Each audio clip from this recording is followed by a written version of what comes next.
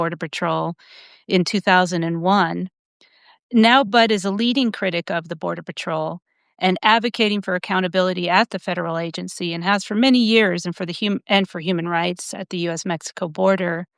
Um, I just want to set the scene here and the context for the conversation that Jenn and I are going to have today, because obviously there's so much happening right now in the country with these ICE and Border Patrol occupations.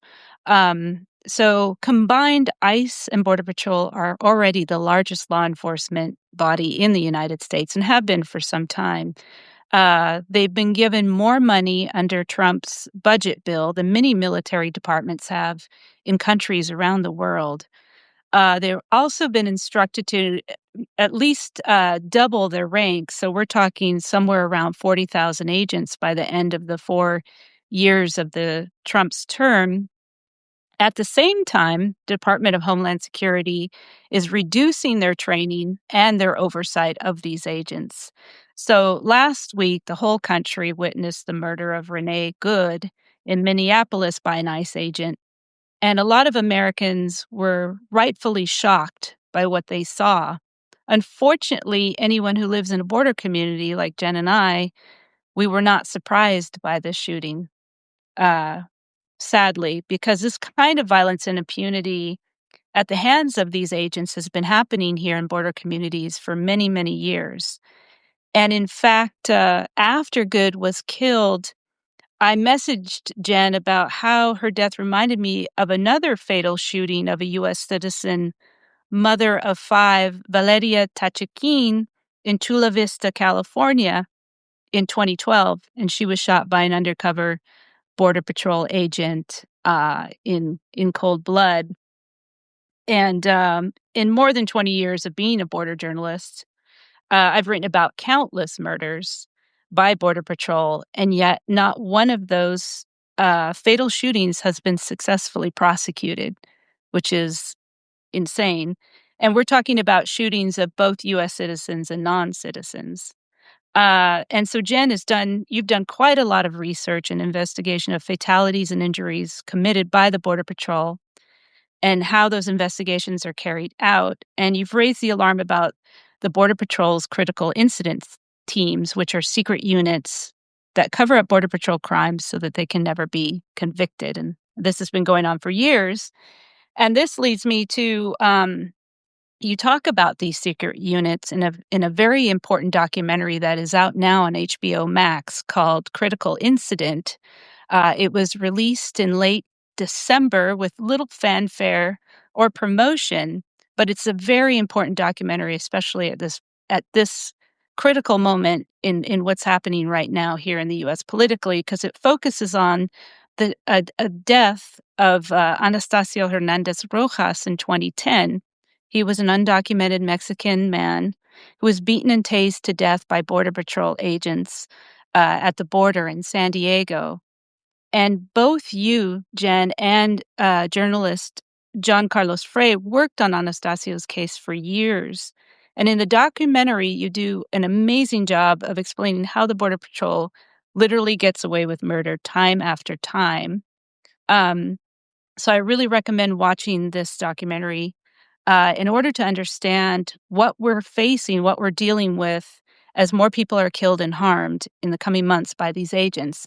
And I will link to the film in this post once it's up on our site. And right now you can only watch it on HBO Max. So I just, got my I think it's on monthly. Amazon Prime too. Sorry to Is it on interrupt you. Amazon Prime as I heard well? it's on Amazon Prime, so if you still have that. And Hulu, but I went to Hulu and it sent me back to HBO Max. So I don't know. I also heard from a friend of ours in Texas that she has HBO through Hulu in some kind of package like you're talking about. Right. And they said no, you can only see it at certain times. So Yeah. they're trying to keep people from seeing it. So the title again of the documentary is called Critical Incident: Death at the Border. Yes. Yeah. Yes. Someone was just asking in the chat again what the name is, and yeah, so I'd really recommend watching that documentary because it does a very good job of just, you know, outlining what we're facing. So in this conversation today, I want to talk to you about your research into these Border Patrol cover-up teams and how Anastasio's case helped build an accountability movement and some reform for the Border Patrol. But then what happened to those reforms? Because clearly they're not in place now. And what do we know now? What do we know about BP, Border Patrol, and ICE terrorizing communities across the country? Can we learn anything from the experiences that we've had at the border, and how these agents could be held accountable? Um, so I want to ask you first about how Border Patrol culture is impacting these ICE occupations across the country. Um, they're being led by former El Centro Sector Chief Gregory Bovino, right, Border Patrol, and he's Mhm. essentially overseeing these occupations cross country. And how does that affect the conduct of the agents that are under him, including the ICE agents? Well, I mean, I think the Border Patrol is leading this. From the very beginning, Donald Trump had said that the Border Patrol is in charge of the mass deportations. And then we saw that he appointed Rodney Scott, who is the chief in the film that you're referring to from the case from 2010. And also, he was involved in the cover up of the Valeria Tachkin murder that you just referenced in relation to the latest with Renee Good. And so he's used these teams quite a bit. And now he's in charge. He's the commissioner of all of CBP. Border Patrol is within CBP. It's kind of underneath them. It's a separate agency, just for your listeners so that they understand. ICE is a completely separate one. So there's three immigration enforcement agencies: ICE, CBP, and then Border Patrol. And Border Patrol is considered to be the most ruthless. We have the least amount of training. We have the most uneducated agents. We even hire criminal agents. An example of that is in the Tucson sector, which I call the rapey sector. Mm, They have a lot of pedophiles and a lot of serial rapists um, in the Tucson sector that get arrested. Um, and a good example of this culture is Dana R. Thornhill. He was a Border Patrol agent for nearly 20 years. Just before he reached retirement, uh, he got caught producing and disseminating child pornography. So he wasn't just looking at it, he was producing it. And then his two adult daughters came forward and said, yeah, he raped us our whole lives. And then it was found out when he was sentenced. He's one of the few that actually gets caught and gets sentenced. They found out that he was actually arrested. It's not known if he was adjudicated for it, but when he was 14 years old, he raped a female child, little girl, or sexually assaulted her. We don't know much about it, but other than that, it happened, and he was still hired by the U.S. Border Patrol, and then he was made the chaplain of the entire sector, which meant he had access to not only unaccompanied migrant children, he had all the access he wanted to probably other agents' children and children just in general, because he was the chaplain of the Border Patrol sector. And when these events happen, the Border Patrol never says anything other than that this person does not represent the fine men and women of the United States Border Patrol. We hear that over and over again. But this is the culture of the Border Patrol, the level of brutality. You know, at first, when I saw these raids going on, I thought, doesn't really it looks different. But then the more I really watched it, and the more I accepted the honesty, is like, yeah, that's pretty much Border Patrol. That's Border Patrol. And so when you ask, like, is the Border Patrol affecting this? Yes, they are now in charge of CBP, which is, you have to understand, kind of like the military, the Marine Corps, the Navy, and the Army will all say each one is better than the other, and there's this competition between all of them, and we have that within ICE, CBP, and Border Patrol. And so when they take a Border Patrol agent and put them in charge of CBP, that's offensive to CBP officers. They find that offensive. And because it's telling them that your managers are not equipped to handle this and we don't trust them. That's what it says to them. And at the same time, most recently, within the last few months, Trump has removed a lot of the ICE directors, the regional ICE directors, and replaced them with Border Patrol. That once again tells the ICE managers that you are not equipped to handle this. You are not bringing the level of brutality that we want. And so what we have seen is when the very first ICE raids in Kern County, Mhm. even before Trump took office, it was like January 6th or 7th. In Um, California. Yeah. yeah, in California, sorry, Kern County, California, during the Palisades fires led by Greg Bovino. Um, that was less violent, although there was violence, but it was mostly standing outside of 7-Elevens and AMPMs when people were getting their morning coffee and arresting everybody who was brown kind of thing. Um, and then when people started following ICE and saying where they were going and trying to warn their community members, we were seeing them ram their cars and then claim that the victims were ramming them. Then in Chicago, it escalated to ramming the car, claiming that Marimar Martinez rammed them when they were the ones that rammed her. But then on top of it, then they shot her 5 times.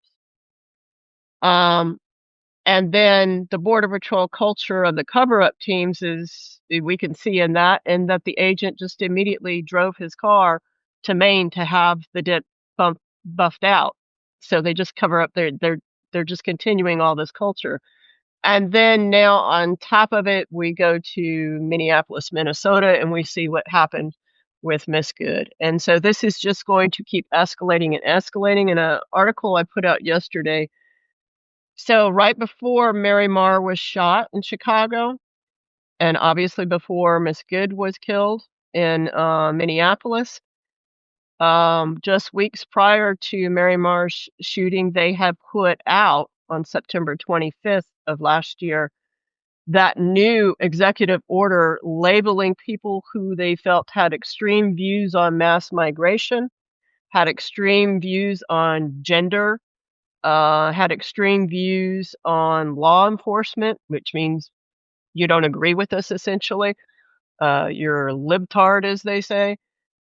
Those were all now identified as domestic terrorists. And so what DHS is telling these agents is those types of people that fit that profile, LGBTQ, anti-ICE, this kind of stuff, those are your enemies. Those are now domestic terrorists. So you're going to deal with them as if they are domestic terrorists.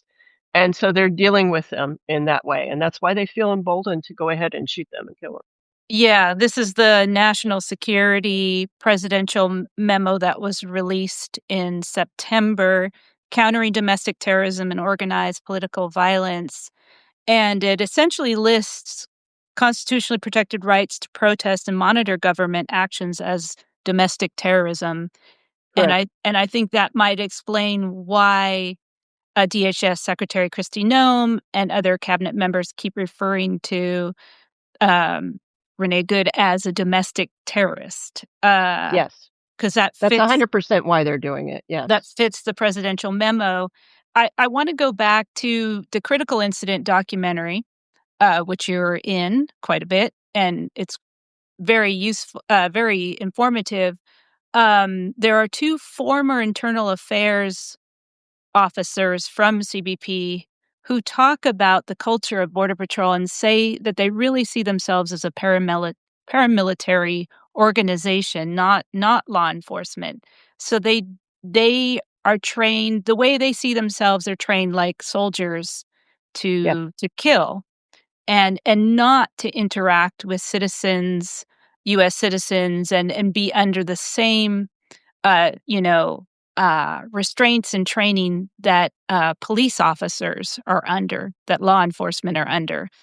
And this has been the problem that we've faced in border communities, right? Because, Border Patrol are ubiquitous in our communities, but they have this unfettered, um, you know, there's no oversight and they're pretending like they're in a war zone. So now we're seeing that unleashed in the interior of the country, and it's also interesting too because The Trace, which is a very good, nonprofit news outlet, has been tracking the number of fatalities and incidents by Border Patrol and ICE, and it does seem like it's increasingly a number of women and children. Uh, Back in the day at the border, we saw mostly men targeted, but as they move into the interior, we're really seeing that there's fewer men being attacked, and it's mostly women and children, which is insane. Yeah, I think the reason why that is on the border, the majority of the people crossing, well, Mhm. typically for a long time has been men. Single Although men, yeah. yeah, single men looking for work. A lot of times when they're coming for asylum, the men will come first. Sometimes they might bring a male child with them, and then they'll call back home to say, "Yeah, I think you can do this," or "I don't think you can," to their wives and their daughters. Um, so what's the question? Okay, we were gonna talk about the Yeah, documentary, I mean, and we got onto the it was mostly just a comment, an observation that I'm making from these current, deaths and violent incidents that are occurring, and the organization that's tracking this is called The Trace, and they're a very good, news outlet that writes about gun violence. I think, have you seen that video? It came out, I think, last night. It was at, like, a gas station in Bovino's there, and there's a lot of press, and they end up surrounding this car at the gas pumps, and it's border patrol, and Bovino's running around, getting into the press saying, "You better back up, you better back up," and he's creating a perimeter for his agents to be able to do what they're doing, and what they're doing is grabbing a young man, he looks Latino or native or has brown skin, and they're trying to get him out of the car, and they end up pulling him out of the car, and a gang of, like, 5 or 6 border patrol agents immediately jumps on him to get him handcuffed, and they put their knees in his back and all this other stuff, which they're not supposed to do. He's on the ground, you can't see that he's resisting, but they claim that he's resisting, but, as you know, we hear that all the time, "Stop resisting," when they're not really resisting. Right. By the time they get him handcuffed and they pick him up, Melissa, he looks like he's either unconscious or dead. Mm, He's not moving, his head is dropped, and Bovino is allowing this, and they're allowing this in front of the press, and that emboldens that just emboldens them, and they will keep doing that, but then when you look at so I also saw the video that came out yesterday of Bovino having to go to the restroom in Target, and his agents are standing outside to guard him like he's some kinda king or some shit. mm, And he comes out, and there's a man standing there, a very large man, and I wanna say that he's the times when I see this, it's always been a black man, an African American man who's done this. This man is much larger than Bovino, much larger than the agents who are with Bovino, and he's in their face, and he's like, "You guys," and he's cursing up and down and this and that, and they just keep going, and he's like, "You're a bunch of pussies," and he's just, like, laying into them, and as Bovino starts to walk out of Target, the man says, "Yeah, if you didn't have that badge and gun, I'd whoop your ass," or something to that equivalent. And Bovino suddenly stops and turns around and looks at him, and he says something to the guy next to him or something, probably like, "Keep your eye on him," and this and that, and blah, blah, blah. And then I saw another video, same kinda thing. Again, an African American man, a large, very physically fit African American man who was as big as the agents who were dragging people off, and he followed them into the parking lot yelling at them. Now he had people around him filming him and helping him, and he was right up in their faces, and he was like, "Come on, do it, motherfucker, let's do it." But he's the same size as they are, and they will not confront him, and this is the thing mm, about these agents. So on the southern border, the migrants, they don't have anywhere to run. They are in the middle of nowhere on the top of a hill or standing on the side of the Rio Grande or stuck in the middle of the Sonoran Desert. So a lot of the violence occurs to the men there. And they tend to pick smaller men are the ones that they're going to beat up. And the ones that they're going to kill. And what you see here is they are only going after women, children, and men who they believe that they can take control of. They're afraid to go after the bigger men because a lot of them are out of shape. I mean, they have all these videos of them being heroes and this and that, and they claim that they're paramilitary and all this, but they've actually dropped their physical standards down to way less than when I was an agent. Like, I have, like, no respect for these people that go through the Border Patrol Academy now because it's nothing like what we went through back in the day. I mean, they can pretty much walk the mile and a half. It's ridiculous now. And so they come out of the academy fat, out of shape. They don't know the law. But what you're saying in as far as training, training and the thought that they're like the military, Border Patrol agents believe that the Constitution does not exist within 100 miles of any land or water border barrier. And Mhm. so when they're in Minneapolis, because Minneapolis is close to the Great Lakes as Chicago is, they believe that you don't have your full rights of the Fourth Amendment, so they can stop you and do whatever they want. And so far, nobody has contradicted that, and Kavanaugh has defended that.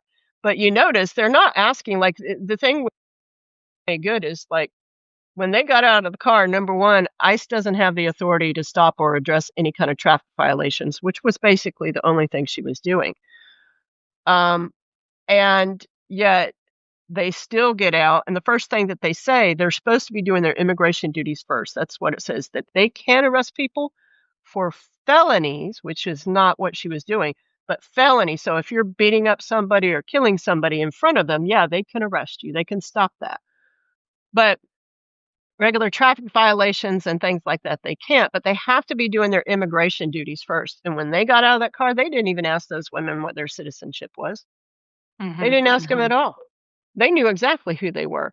And they were mad that they were harassing them. And so what they did was what they did to Anastacio Hernandez Rojas in the movie that you will see.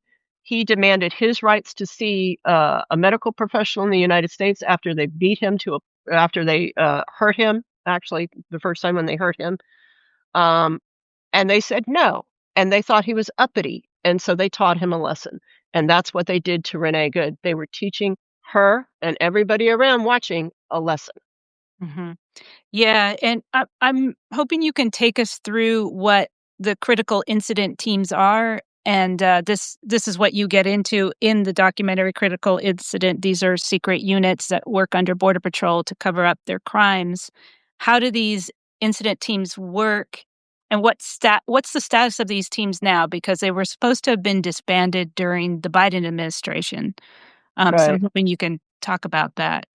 So the critical incident teams, we call them sets for short. Different sectors have different names for them, but just in general, that's what we call them, CITs or sets.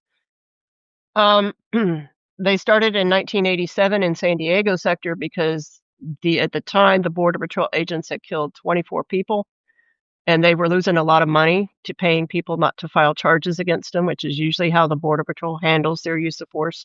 They Right. just settle out of court and give people some money and make them go away. And so they started these teams because, like, I learned investigations before I got in the Border Patrol. I was trained by a county district attorney's office in Mobile, Alabama, and and one of the things you learn is that the very first people on the scene are a lot of times the ones who determine the outcome of the case. But Mhm. if fast forward to, like, think of, like, O.J. Simpson case. That whole case hinged on the fact that the forensics was done really bad. And so what they offered to do was create these teams, and they said, "Well, they're just gonna be a liaison between the actual investigators and us, because the United States Border Patrol does not have the legal authority given to them by the United States federal government, by Congress, to investigate themselves for use of force. So they were not supposed to do anything. They are by law required to contact everybody with jurisdiction. So that would have been in the Anastasio case, San Diego PD, which they did not do. And then the state police, if they had jurisdiction. And then back then, FBI and DHS, Office of Inspector General, which is like an internal affairs at the time. Um, and They did not do any of that. They handled it and said it was just a medical problem, and then they got rid of all of the evidence. So what they're to do, let me go back. In 2010, the use of force manual that we use in the Border Patrol to know how to respond to critical incidents would tell us to call the critical incident teams and have them run the investigation before we call anybody else. Um, and after the Anastasio case, the Southern Border Community Coalition and Alliance San Diego, who are non-governmental agencies down here, they fought to have that manual made public. And so the Border Patrol fought it tooth and nail, but were finally forced to make it public. It came out in 2014, so then the use of force manual was public. And they completely erased the critical incident teams. So Right. they remained secret. I know Border Patrol agents with 20 years in that did not know about them because they went more the administrative route and really didn't spend much time in the field and didn't get involved with these teams. So it's even secret within the United States Border Patrol. And the way the team members were chosen is by the chief of the sector. And the people who were there permanently tended to be people who had problems in their background. Like my classmate, Armando Gonzalez, was the supervisor here of the critical incident teams for a while. And he had a history of sexual harassment allegations from female agents. So they had dirt on him. And that's who they choose to be in these set teams. At the same time, these teams train agents in how they want them to deal with the evidence. So at the same time, they were not giving them actual forensics classes. They were secretly making and designing the classes at Border Patrol academies, and it was done all in secret. And I know the chief who did that as well, John Buscaglia, and I've documented that as well. So what you see in the film is essentially them not cooperating with local investigators who have jurisdiction in these cases, just like we see in Renee Good's case, where they Yeah. refuse to cooperate. We see them putting out the narrative as fast as possible, and the narrative is always on their side. The narrative for Anastasio, even though he was handcuffed and beaten and tased to death and didn't hit a single agent ever, was he was crazy. One officer said, he was rolling like an alligator. You know how an alligator does rolls? That's what he was trying to do to our agents. So they compare them to animals and make them, superhuman kind of thing and this and that. And then if they can get a medical evaluation that maybe had a little bit of drugs in your system, Anastasio tested positive for amphetamines. That was because his body was filled with drugs when they were trying to save his life. And then they did the drug test, and that's why it was a false positive. They're probably not going to find any drugs in Miss Good's body, but they might try and contaminate that. If they can, they will do it. And so they will leak that to the press so that it gets out, so that by the time it gets anywhere, juries are contaminated. They hit it really hard locally, so the juries get contaminated. And the union attorneys also are aware that these teams are illegal, but happily sit there and defend their clients with whatever the set teams have found and the problems that they, all the stuff that they do. So the union attorneys are using what the sit teams have done and gotten rid of to defend Border Patrol agents. And then on top of it, the actual investigators, even if they wanted to do a good job, they can't do a good job. We saw this in the Jose Antonio Elena Rodriguez case, a 15-year-old boy in Nogales, Sonora. The cities on that side of the border, both are called Nogales. And the agent Lonnie Schwartz stood on the American side in Nogales and put his gun through and shot at this kid and put 10 bullets in the back of him, even though the kid was never proven to have thrown rocks or hurt anybody. And in that case, I actually found out the Border Patrol SITs had trained the Sonoran State Police in how to do investigations. So they're not only training their own agents, they're training anybody around them. And then in that case, we find that the FBI, who's supposed to be given the independent investigations in Cochise County and all these other counties there in the Tucson area, wherever this happens, they don't use their own independent evidence collection teams. They use whatever the set teams give to them. So they've controlled the evidence. So that's where we get back to what I was saying is whoever it's on the scene first, they're the ones who identify what is evidence and what isn't. They're the ones who collect the evidence, whether poorly or not. And the Jose Antonio Elena Rodriguez case is the only case in recent memory where they actually tried to charge the agent. He had 2 trials. Both trials he was acquitted because the jury flat out came out and said the evidence collected by the critical incident team and the Sonoran State Police that now we know is trained by the set teams um, was contaminated and woefully inadequate. And yeah, we feel he did it, but we can't convict him on this and so forth. So they have it set. So they have it down to a point that nobody has been convicted in 101 years, honestly. So, and before that existed, before the teams existed, we did the same thing. So we feel federally, we fill the oversight agencies with our own agents. The head of CBP's Office of Professional Responsibility that did not exist when Anastasio, who's in the film, was killed, but is now their internal affairs for CBP and Border Patrol, was led by a former Border Patrol agent, at least as long as he retired April 30th of last year. I don't know who's the head of it now because they're keeping it secret. And the vast majority of their agents are Border Patrol agents. The last thing you asked me was what happened to them. So Joe Biden, after 6 months, they agreed, yes, they're illegal. They have been illegal. And I'm like, let's have truth and reconciliation hearings. Let's get it out there. Let's say what happened to these families. Let's find out the truth. Let's not do it again. Let's do what needs to be done and do what's right. And they said nope. And what they did was they allowed the critical incident team agents to resign, and then they rehired them under CBP's Office of Professional Responsibility Investigations, and they're continuing to do the same thing now. At the same time, the Border Patrol just replaced them by a team called the Management Investigative Team. So they're still doing the same thing. And you see that in these immigration raids. When I look at what happened to Renee Good, I look at what happened to Marimar Martinez, it is the critical incident teams to a T, pattern and practice all the way through. Right, right. So, and I should point out too, in Todd Miller's, he's also a founder of the Border Chronicle. His book Border Patrol Nation talks about how Border Patrol trains border guards all over the world. In Africa, Latin America, they've been doing this for many, many years, training uh, agents overseas, different border guards in different parts of the world. So how um, how did Anastasio's case lead to reforms of Border Patrol? And we just talked a little bit about that.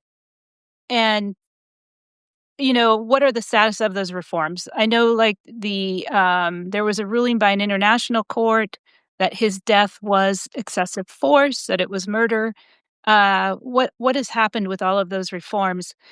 Because you spoke about this time in what was it, 2014, when it did feel like we were getting somewhere with these reforms finally, and then it all just kind of melted away. And now it's like we've taken 10 steps back with what's happening now, where there's just no oversight, no accountability, and just like unfettered violence. Yeah, so there were some reforms. We got like I mentioned before, we got the use of force manual to be public. Unfortunately, Gil Kerlikowske, I just saw him on the news the other day. He was the former commissioner of CBP, I think, I want to say during the Obama years. He was very proud. He made a lot of those reforms, but he's also dishonest at the same time. On the day that he was telling the news and media that they created this thing called the National Use of Force Review Board. Everything's an acronym in the government agency, so it's like NUFERB or something like that. And then within each sector, they created what's called use of force investigative teams. And they said, well, these are going to be independent. Some of them are lawyers in here, and they're going to evaluate so there's all these layers now. But what Kerlikowske did privately and didn't put out publicly, which I have the directive now after all these years, is he said they are to only use the evidence gathered by the critical incident teams, which were still secret at the time. So Mm. even though they're creating all these so-called reviews and changes to bring more accountability to them, they're still using the critical incident team information, the corrupt data, everything that those teams do, and using that to then make their judgment. So of course, once again, they find themselves to be okay in pretty much all of the killings and the shootings. At the same time, they claim to every time they say, oh, we have Cochise County, or we have all these counties looking into it, what people forget is these counties are heavily funded by U.S. Border Patrol, CBP, DHS. They're taking money from them. The only reason why your little podunk sheriff on the border has such great equipment and cars and is outfitted like they're ready to go to Fallujah, the U.S. federal government has given them the money. And that's what we're seeing a lot too in the cities is people don't understand how much of your local police and sheriffs have been trained by DHS, and that they have been given money by DHS, or they are working on the side night hours as ICE agents essentially with these 287G projects that they have, and all these Right. contracts in Yeah. between each other. So in the United States, the victims of these teams, of these agents, and the families that are left over, they usually end up, if they're lucky, doing a civil case, Mm. unless your family member died in Mexico, because then the Supreme Court said that when the bullet leaves the United States and crosses into Mexico, then the Constitution doesn't exist anymore. Yeah. Which is So you have no yeah. avenue of recourse Yeah. whatsoever. So you can't even get a settlement out of them. Right. And and a lot of times they don't even know who killed their relative. They won't even say the agent's name down here. So what I expect will happen is it's going to go the way it's gone down here on the border, where they get tighter and tighter. You won't even know who's doing the killing. Um, and they always have to claim that the agents are the victims. So what happened in the Anastasio case is the director of the Southern Borders Community Coalition, uh, Andrea Guerrero, was actually the classmate of Roxana Altos, who is the Berkeley attorney that took the Anastasio case to an international court. And this international court's name is the Inter-American Commission on Human Rights. IACHR is the acronym for that. And Miss Altos has a lot of experience working cases in international courts. She's convicted generals and stuff, and had truth and reconciliation hearings in Colombia, and she's worked in Guatemala and Honduras. Just amazing. And so they took this case to that court. The court, you see them arguing the case at the end of the film, and you see John Carlos and I sitting there watching the hearing go on. The United States government was like, their attitude was like, well, we gave you $1 million. What do you want? Yeah. That's And pretty this is much it. and this hearing was just last year, right? In 2025, wasn't it? No, it was actually a couple of years ago. It It took was a them couple of years ago. years to decide to release the announcement, because I think that, Mm. I don't know why they waited so long to release the announcement of their decision. But ultimately, their decision that came out recently, which is why the film finally came out back in 2025, was that this was murder, and that these agents need to be investigated for murder, as well as Rodney Scott. Mhm. The only fault that I have with the film is, well, it doesn't show the agents' names. They blur out their names and stuff. They're in legal depositions, so there's no reason to do that. And then two, they leave people thinking that Rodney Scott is just some old chief, and he's no longer chief or has no authority anymore, when he's actually the head of CBP or head of CBP in general, which means he's in charge of the teams that are in Office of Professional Responsibility. So he's back in charge of the teams that he Yeah. was using to cover up these murders and so forth. So Right. that's been the only avenue, is to go to the international courts on this. But even when we do, obviously this commission, the IACHR, has found them to be responsible. I don't know if you can say they found them to be guilty, but they found them to be responsible, For and that excessive this case, force, yeah. yeah, for excessive force, um, use of force violations, and human rights violations, and that they need to address this in the courts in the United States. And the United States, even under the Biden administration, was just like, so they just don't really care. So. Right, right, and yeah, and we should state that the, impunity of the Border Patrol and its funding and its growth has happened under both Democrats and Republicans, and Congress has really been unwilling to apply any accountability oversight to these agents, and why do you think that is? I think that is because, number one, there's a lot of corruption in Congress on both sides, quite Mhm, honestly.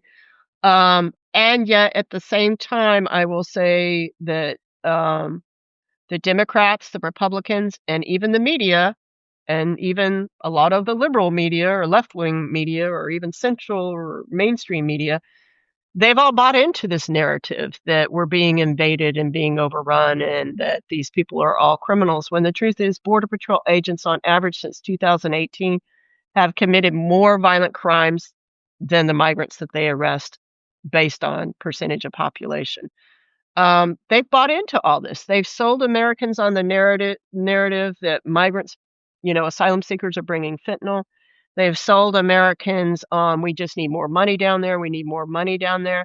And unfortunately, even right now, I'm looking at some of these. They call them blue dog Democrats. I don't know if most people mhm, outside of politics know that, but that's what a kind of moderate Democrat is called, or pro border enforcement Democrat. So, Henry Cuellar's one of them. Gallego mhm, is one of them.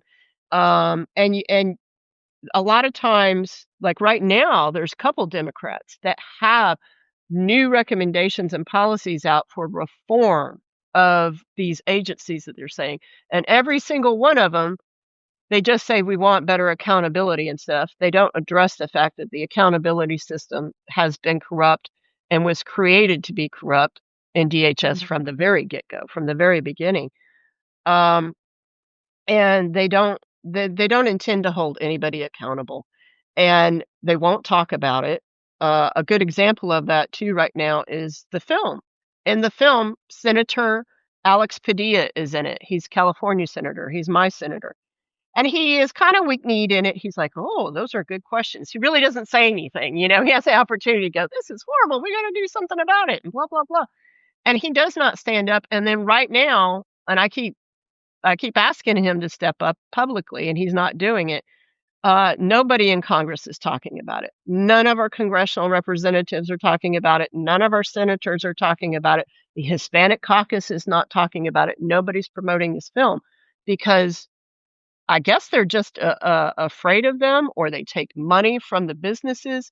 They just will not come out and do it. And so back to these Democrats who have, there's a couple, like I said, a couple of reform packages going around that they're trying to sell. They're trying to sell it saying some of our Republicans even like this. It's kind of like the Biden border bill. yeah, Everybody's like, "Oh, that was great." No, it actually wasn't. It would have continued all this and given them even more money. Um, in every single one of those reform suggested bills is more money for ICE and CBP. And they don't need more money. They have been lying to the American public for years that the border is overrun. It is not overrun. They have been building this force with the anticipation. It's been known since the 90s that this is where the Border Patrol was going. It was going to take over ICE. It was going to take over CBP. It was going to leave the border as it has and go into the interior and have the military take over the border. That was the goal. And they are essentially fighting for Donald Trump. They are mm, fighting for a fascist takeover of this nation, and they want to be in power. They have violated the Constitution, and in my mind, they are completely lawless, and they have no authority in as far as I am concerned, because they have violated the Constitution. They have violated their oaths. Yeah, and, I mean, they're highly susceptible to politicization because they have a politically appointed leader, Kristi Noem, and then, as you said, Rodney Scott, who was the head of Border Patrol in San Diego when Anastasia was killed, is now the head of Customs and Border Protection, which oversees ICE and Border Patrol. Um, and they have more money than most military agencies have around the world now. And if you're just joining the video now, we're talking about a documentary on HBO Max called Critical Incident that Jenn Budd is in, and also San Diego based journalist John Carlos Frey, who I also want to have on the Border Chronicle too to talk about his reporting. It's a very important documentary that's out now that talks about the impunity at Border Patrol and explains a lot of what's happening right now as Border Patrol and ICE are occupying different cities across the country and harming and killing people. Um, I just want to make a comment too. As a border reporter, of course, I do journalism in Mexico and the U.S. And there's a lot of politically motivated killings in Mexico. And what they talk about there is they assassinate you twice. They kill you, the state forces kill you, and then they kill your reputation.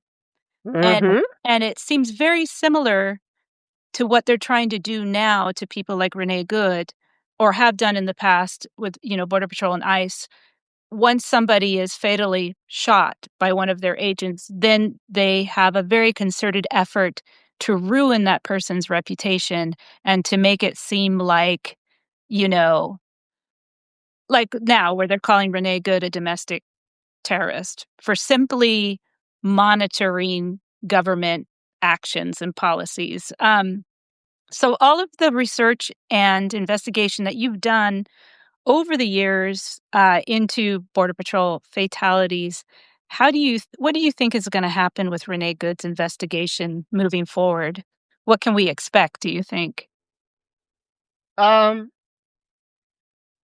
if it goes the way it normally goes, it's, like you see now, they already contaminated the evidence by dragging her out of the car and removing her, allowing the agent who killed her to leave, and not deal with investigators. God only knows what else they did to contaminate that area. They also, I saw after that happened, then they got into uh, uh, violent, a violent fight with the protesters that were there and started pepper spraying and hitting them. So they got rid of the witnesses. That is also obstruction of justice. And then announcing that they will not cooperate with other investigators. That is obstruction of justice. So they've already violated the law, and they're going to continue violating the law. They will see him as a hero. He will be lifted up as a hero and as the victim. I was thinking today you saw JD Vance come out with a picture of this agent supposedly in the hospital saying that he 6 months ago was run over, so he's a little sensitive to it. Well, number 1, that's not logical. That doesn't if he's sensitive to it, then he should have resigned or he should be off duty or on administrative duty or something. Um, they need to drug test him and alcohol test him because that's very common in the Border Patrol, but they won't do that, so they'll obstruct justice that way. And they're, like you said, labeling Ms. Good as the domestic terrorist. They're even putting out fake, apparently, I'm hearing fake arrest records for her, and she doesn't apparently have anything other than basic traffic violations. Um, and so they're just going to go on with their own narrative, which is the point of this. People are kind of like, well, how can they get away with this? How can they lie about all this? And it's Mhm. like, well, to you, you see the lies, but to their sycophants and what Fox News is only putting out is a completely different story. So they're only performing this for the people who support them and for the Republicans and for everybody else. And you can sit there, it's kind of like I think Chrissy Noem was on Sunday news channels. I think she was on with CNN or something, Dana or whatever her name is. And I just saw a clip of it, and she was like, "We can no longer trust our government. Our government is corrupt." And Dana says, "You're the government." And she goes, "I Yeah. know. That's what I'm saying." I mean, they don't care. So they just put stuff out, and everyone's like, "Oh, she's right. The government is corrupt. We shouldn't trust them, but we trust her." It's just like, so they just say whatever they want to say, and that will be their narrative until the day they die. So, Yeah, and I guess, the final question, and, we both live at the border, right? And we saw this, especially during the Biden administration, this, uh, invasion narrative messaging and really the buildup of the sort of MAGA media influencer ecosystem, and it's really huge at this point. mhm, And, you know, extremist content is, favored by algorithms. It gets a lot more engagement, and I feel like they used, the 4 years of the Biden administration really to build out this MAGA ecosystem, and we watched, as they built this narrative that we were under invasion and that, the people who were seeking protection were invaders. Um, I wanna say Rodney Scott, who is the head of CBP now, was part of Border 911, which was Tom Homan's, uh, dark money group who was going from state to state saying, "We're under invasion. Democrats are letting these invaders in so that they'll vote against, Trump, and they'll vote for Democrats." So it was like they melded, like, um, invasion narrative, conspiracy theories about, voting, that people were gonna come in and vote. So they did this quite effectively with Fox News, as you mentioned, and with all these big influencers, and, now they live in this parallel universe, as you said, and they're it gonna keep creating this content and keep this narrative that has nothing to do with reality, yeah. but it's for their followers and to keep this. They were really highly organized about it. It took me a while to understand why. You remember during the Biden administration, they had all of a sudden they started having these outdoor camps. And Border Patrol would claim they weren't their camps, but they were their camps because you weren't allowed to leave their camps, and they were bringing people into the camps and telling them, "You can't leave." And they were letting them sit out there in these god awful conditions, especially in some of our areas. You live over there in the Sonoran Desert, which, God, I'd never want to be in without water. Yeah. That's just horrible. And it kills me every time I go over there just to volunteer. It's so dry. And then, like out here where I used to work, snow and rain and water in the mountains and stuff.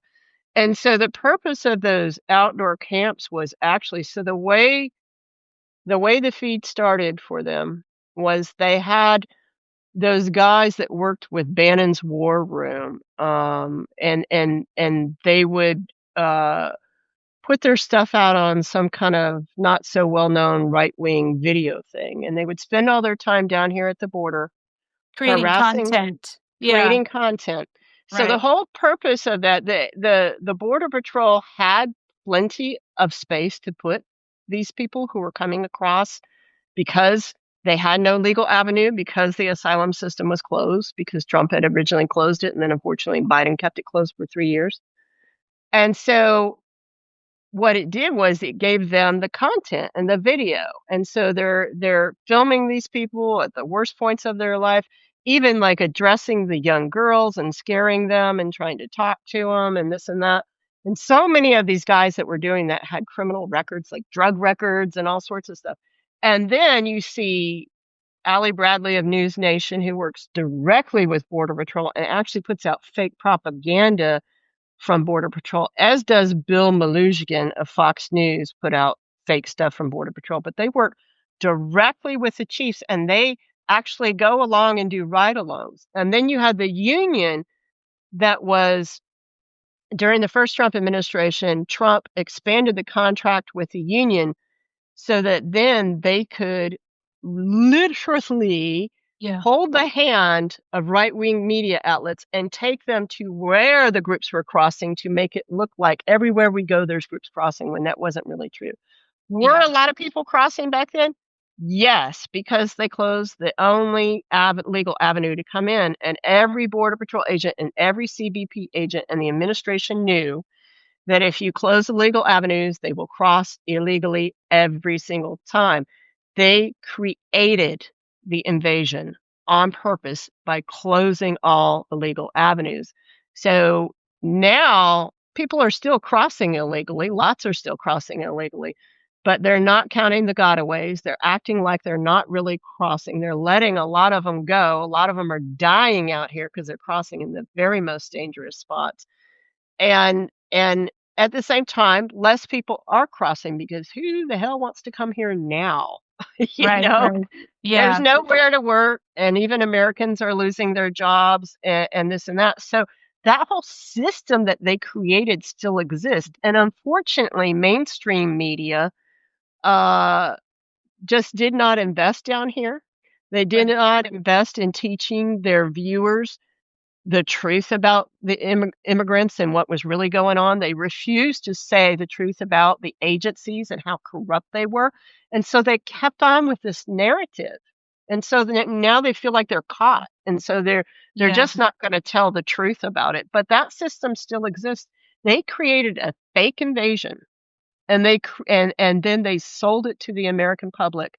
And now they have all of our money, and they're going to put us all in camps. Anybody who doesn't agree with them, anybody who is on that list and is labeled as domestic terrorist, I meet that list probably by 3 or 4 points, if not more. And that's where they're going, and they are all in. They are all in. I think one more thing I would like to mention too is something that people don't understand. I see a lot of people trying to appeal to these agents with Christianity and so forth. You need to understand that down here on the southern border, there are churches that cater to these agents, and they pick and choose Bible verses, and they honestly believe. Charlie Kirk did go to a lot of these churches and speak to them when he was alive, and what he said is we have to stomach. If we can stomach what we need to do to these people, then we'll be great. And he said, but the thing is he said, we have already won the war on that. We need to get the quote unquote illegal immigrants out. And he said, the next war we have to get people to understand is that we need a war on legal immigrants because there's too many legal immigrants here that are not the good kind that we want, is what he said. So this idea that this stops with the criminals or people who are undocumented, no, it does not.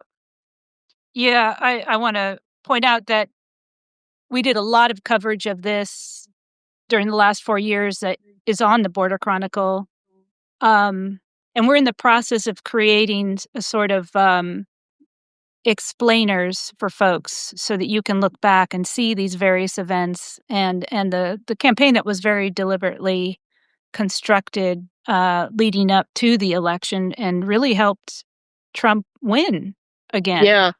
Um One of the most interesting parts, Melissa, let me say real quick, like when I started researching it, sorry, somebody was calling me. When I started researching it, the last like 4 or 5 years of the Obama administration, when you look at the rate of apprehensions per Mhm. agents, and figure out what that is. They had the lowest rate for years, and it was like straight across the line. Trump came in, and it came the same thing. And then he stopped a lot of the policies, and he limited people who were coming through. Then he started metering. Then he had migration protection protocols. And what he was doing was creating a backup on the southern border. And so he created that backup on the southern border, and then he ended up with Title 42 when they realized, okay, they're not going to let anybody in. That's when everybody started crossing illegal. That was how he created the invasion. The border was actually very well under control, and I don't agree with all the policies of the Obama administration at all, but it was, as far as people crossing illegally, extremely under control during that time. It is Donald Trump who came in and exasperated the situation and created the invasion so that then he could do this. That's what this is about. Right, yeah, I mean, ports of entry were closed to people who wanted to request asylum, so they had to they had to cross between ports of entry. Um, and I wanted to note that ProPublica just released a report not long ago that they had counted more than 170 US citizens who had been Mhm. held by immigration agents and, kicked, dragged, and detained. These are US citizens, so as we've discussed, this doesn't just impact people who are not citizens, it very much impacts US citizens, especially as they are now in the interior of the Absolutely. country and targeting people and, And one targeting of the things that protesters. you're seeing in the cities too right now is, so as an agent, normally when you go up to somebody to question, do a citizenship test on them or talk to them about their citizenship and determine that, you do it right then and there. Ask what Mhm. country, and you saw that in LA. You could hear them go, "What country are you a citizen of? What country are you?" And you could hear them do that. They're not doing that anymore. Now they grab them, put them in a car, handcuff them, put them in a car. I think Democrats had hearings on it and had some victims come recently in the last few months and testify about it up on the Hill. And then they drive you away for several miles, and then they take 3 or 4 hours before they go, "Are you a US citizen?" And then you go, "Yeah," and then when they're satisfied, they take the handcuffs off and just throw you out on the street. So, that right there, I would say is a, I'm not an attorney, but is a decent legal argument against whether or not you're physically actually being detained and arrested. If they're putting handcuffs on you, putting you in a car, and taking you somewhere else, you don't have to take anybody anywhere else to determine citizenship. Their excuse for that is, "Well, we're afraid of everybody." Well, let's be honest. I mean, I understand that ICE is putting out fake data as far as saying like 8,000% increase of their officers being assaulted. Yeah. Nobody's put out any data, and as far as like, I'm pretty sure the use of force violations have gone up in Chicago. Pretty sure the use of force violations has gone up in all these places. So we can play that game back and forth, you know. Yeah, I also wanna point out that, recently here at the border, Border Patrol and ICE have been questioning people as they leave the country and asking for their citizenship and detaining people as they're trying to leave the United States, so I don't know if this is just to get the numbers up It is to get or. the numbers up, and it's also just to, it's mostly to get the numbers up, but they're also going to be fining them as well. So, yeah. Yeah, It's to yeah. make them as miserable as possible. You're not allowing us to capture you and treat you like shit and hold you in a cell and make you have to pee on yourself and eat moldy food and all this other stuff. Well, we're going to cut you before you can get away. Yeah. Well, I wanna thank you so much, Jen, for joining me today, to have this conversation. I think it's just really important and everybody who's watching, please watch Critical Incident. It's a new documentary out on HBO Max, and Jenn Budd is in there talking about the really shocking murder of Anastacio Hernandez in 2010 and sort of how the impunity works within Border Patrol and how that impunity has really been applied to these, agents who are now going across the country and occupying different cities and persecuting, US citizens. So thanks so much, Jen. I really appreciate it. Anytime. Thank you. Alright. Take care. Bye bye. You too.